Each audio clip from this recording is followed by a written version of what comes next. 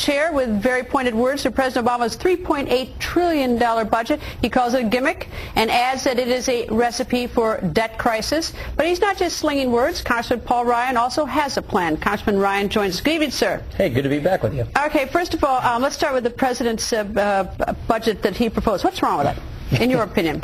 What's wrong with it, most of all, is what it doesn't do. It doesn't fix our problem. He doesn't even pretend to actually fix our fiscal problems. So instead of having sort of an America built to last, I would call it America drowning in debt. And then when you strip away all the accounting gimmicks and all the accounting tricks, take all that away, it doesn't come close to even doing what he says it does. He says it reduces the deficit by $4 trillion. It doesn't do any of that when you strip away all the budget gimmicks. It increases spending net over $1.5 trillion, increases taxes by $1.9 trillion, and has a measly $400 billion of deficit reduction over an entire 10-year period. So it proposes to spend $47 trillion over 10 years. And so instead of increasing our debt by 78%, which is what the status quo is doing, he's increasing our debt by 76%. $11 trillion added to our national debt under this budget. All right, explain something to me, because the president submits a budget, and he said we get projections for fiscal year 2013, right, and then we get a set of numbers which shows what's going to happen over the next 9 years after that. And that, of course, is not taking into account that next year another budget is going to be set with another direction, whether up or down, whether he's the president or another one's the president, whatever. And so this is almost sort of the stream of numbers we see out in the future are completely phony. Well, they're projections, and you have to project where government is going in the future, so you can set your tax policies accordingly, you set your spending policies, you can tell whether Medicare is going bankrupt, for example, which it is in 2021 according to CBO, or 2024 according to Medicare. So the future does matter. Well, it does matter, but it's also the trajectory of the policies. So it shows the path the president has put us on based on his policies that he's calling for. And since 61% of the budget is on autopilot, that just shows you how this debt is just going on autopilot up. And the president's literally doing nothing about it. He's actually chasing higher spending with higher tax. And he's doing nothing to address the drivers of our debt. We will have a debt crisis in this country. That's going to happen. And the frustrating, disappointing thing about this, Greta, is he knows this. He knows we have a debt crisis in this country. And what's troubling to those of us who care so much about this country, about our economy, about people not being lied to with empty promises of benefits, about people living on the safety net, about people counting on their Medicare and Social Security, if we don't do something to fix these programs, then those people are going to get hurt the first.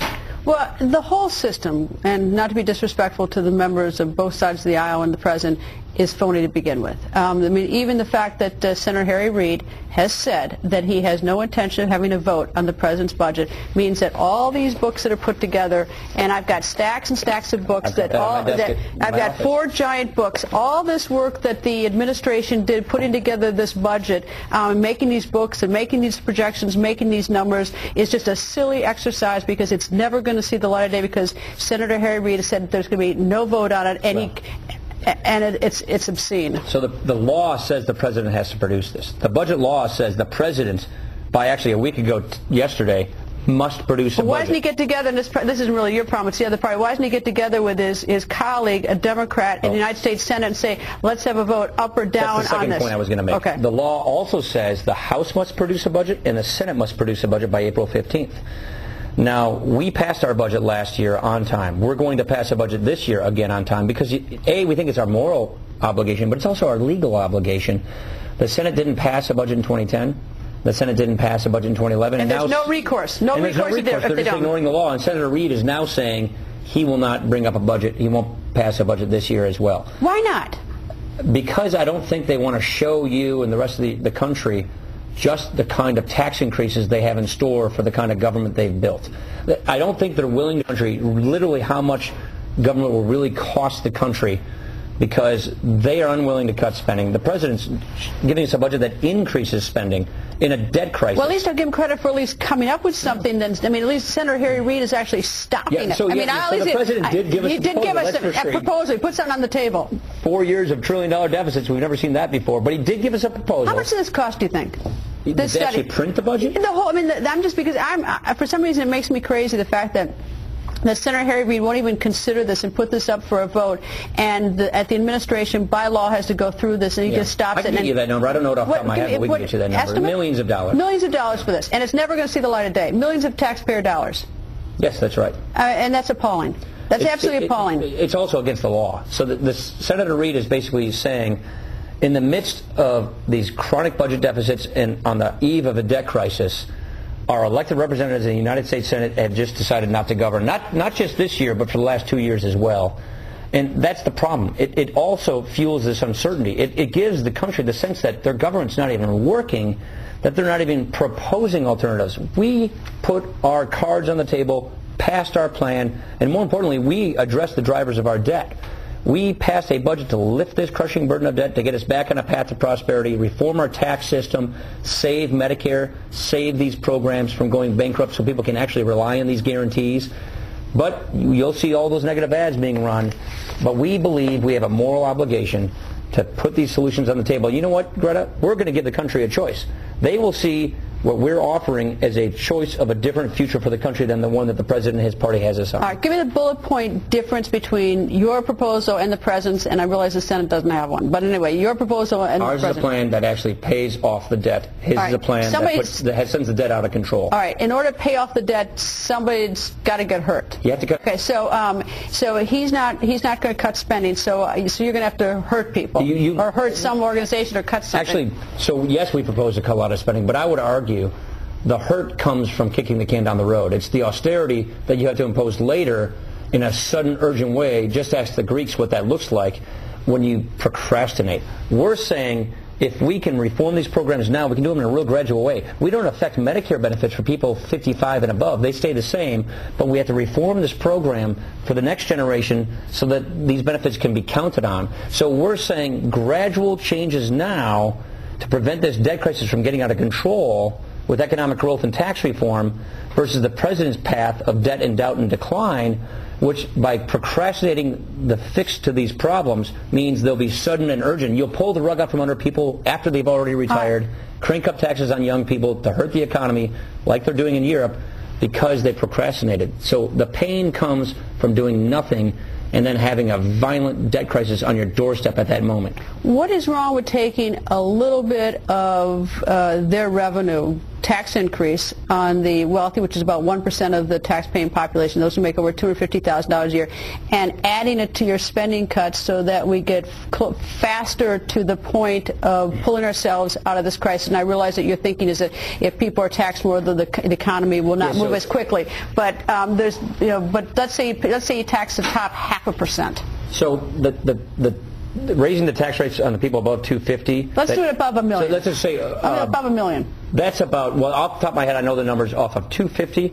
That gets you about 6% of the President's spending increases. They only cover about 6% of his proposed deficit Is that spending. Offset by what it does to the economy by taxing them? No, he's increasing spending so much. No, but I mean, if you take that amount that you're talking about, that the President wants, if you take that amount and actually tax those people, is that going to inhibit revving up and the growth of the economy at an equal or greater point? So my second point is these tax increases he's proposing are to fuel more spending, not to reduce debt. But more to the point, here's the thing, Greta, I'll say this as fast as I can.